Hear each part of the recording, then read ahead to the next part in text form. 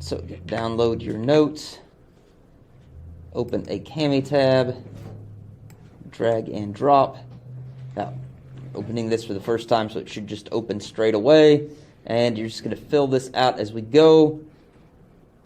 You will need to pay attention because this is going to look a little different from what you see on the screen, partly to allow some more information, better context as you're going back through this. If you have any trouble following along, just let me know.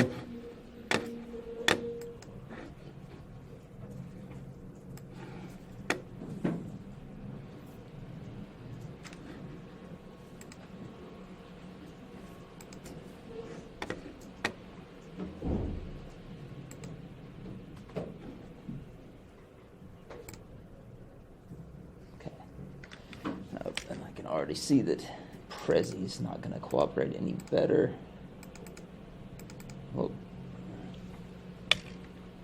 Okay, so we're looking at China and Japan. China and Japan are kind of our anomalies in this. They are both well-organized countries. They've got stable, established political systems, and they are not unaware of the outside world. At all. Remember, China's been connected to the West through the Silk Road for a long time. And Japan has been connected to China.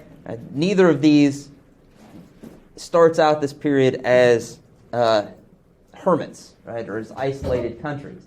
But what we'll see is that both of them limit trade.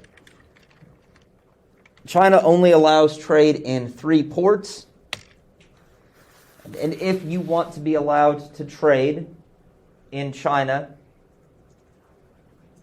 you've got to follow the rules that the Chinese set down, and you have to show respect to the Chinese. And this is not just general kind of be polite, be courteous, right? Like you guys are in the classroom. This is, you've got to do some stuff, right? Like you've got to do what's called kowtowing to the Chinese authorities, right? Which is this kind of very elaborate display of inferiority, right, to the Chinese authorities. And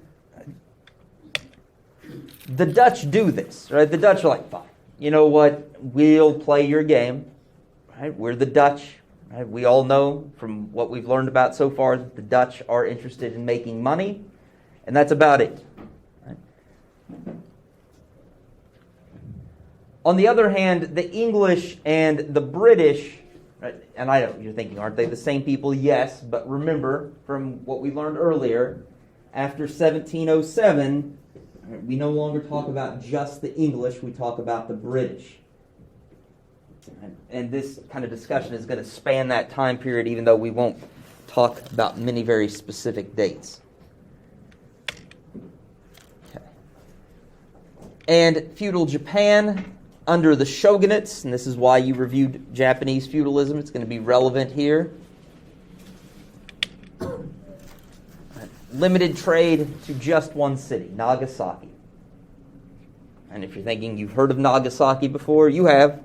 The United States dropped an atomic bomb on it in 1945.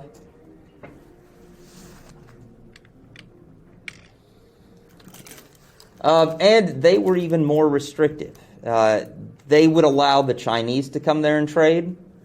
But in terms of Europeans, they would only allow the Dutch.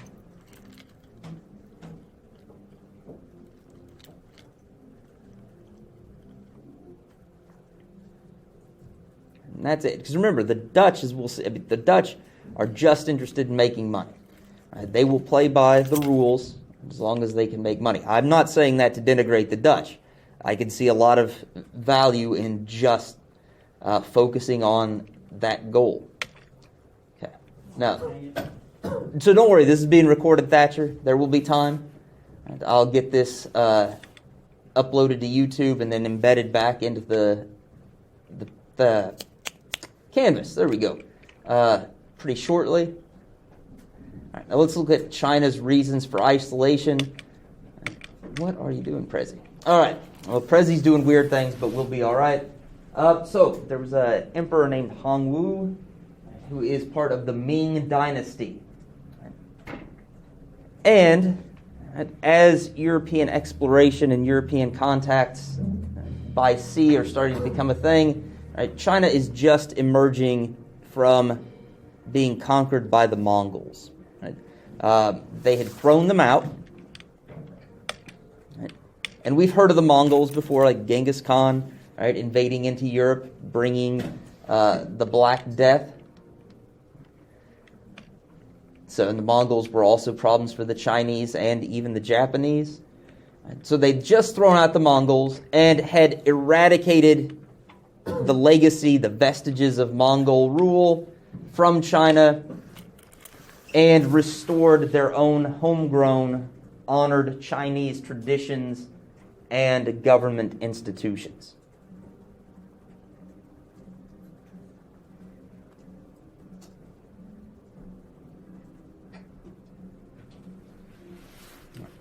So they've just got rid of one foreign influence. Right? And they don't want new foreign influences. So that's part of the story. But I want you to understand, this is not a story that China just feared foreign contact or influence or involvement. Right? Yang Li, who is the son of Hongwu, right, loved exploration. Built this pretty fantastic navy, sailed around, gave gifts in Asia to try to show how wealthy and powerful and good the Chinese were. So he loved exploration, and in spreading these gifts, he wanted to increase China's influence in other countries and increase China's power.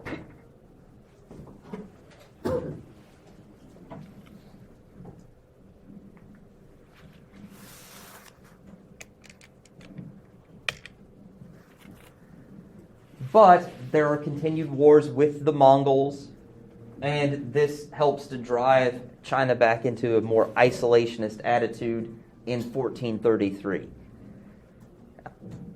If you doubt, as I throw more dates at you, that I'm really serious when I say I don't care that much about dates, the only reason I'm throwing this one out is to help give you some context, right? Remember, of all of our explorers, if you only remember one date, you can remember the one that goes with the little rhyme that you probably learned as a smaller child. In 1492, Columbus sailed the ocean blue. The Chinese are closing themselves off just a little less than 60 years before Columbus will kick off this huge wave of European exploration, right, and empire building.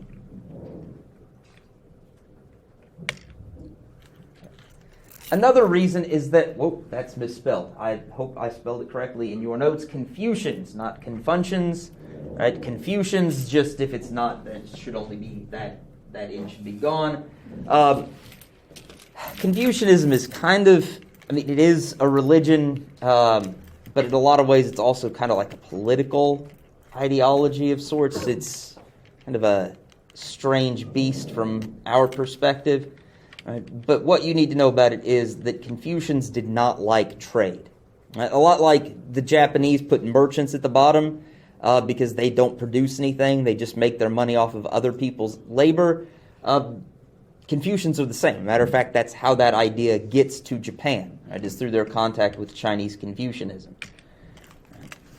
So Confucians don't like trade, and Confucians are also very important in the government, and so the government favors agriculture, likes farming.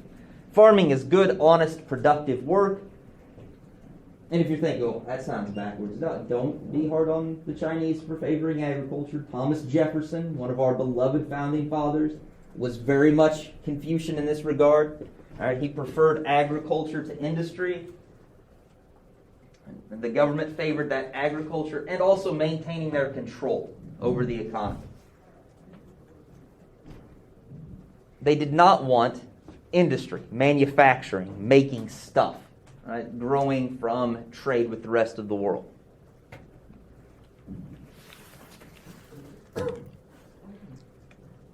And again, I'm sorry, Prezzi's doing some weird stuff, if you're wondering, like this.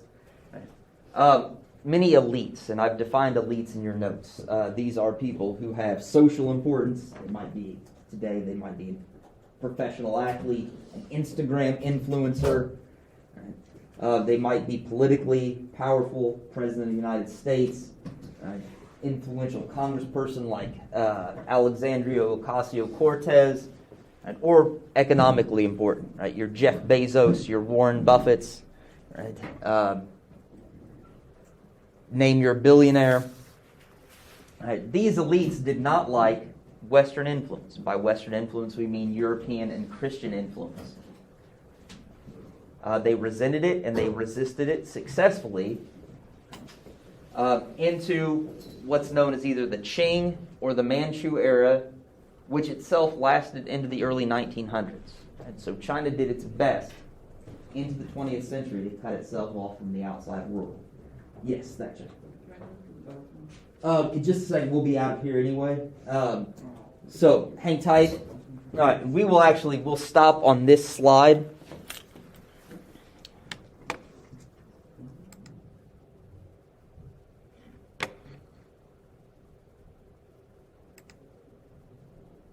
Moving on to the reasons for Japanese isolation. And again, please just bear with the notes. The software here is doing some funny things in terms of the order that the text appears on the screen.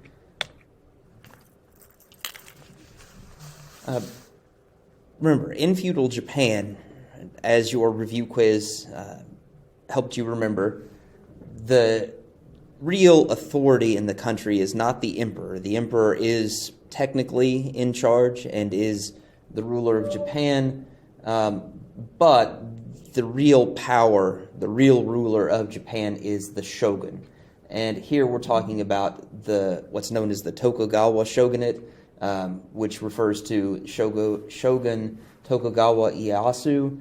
And he really was opposed to contact with Europeans because he disliked the challenges that Christianity posed to the situation in Japan in terms of traditional Japanese beliefs, which would have been more rooted in Shinto religious faith or Confucianism, right, or even Buddhism, but also challenges to Japanese politics. Christian teachings, religious beliefs kind of undermined the authority of the Japanese system, and one of the most obvious ways to kind of make this point is the emperor is viewed as a divine figure, and if Christianity tells you that he's not, then that undermines the whole system of Japanese feudalism. And Tokugawa wanted to, therefore, keep the missionaries out of Japan, right? Keep out the Christian missionaries from Japan that were spreading these politically dangerous religious ideas.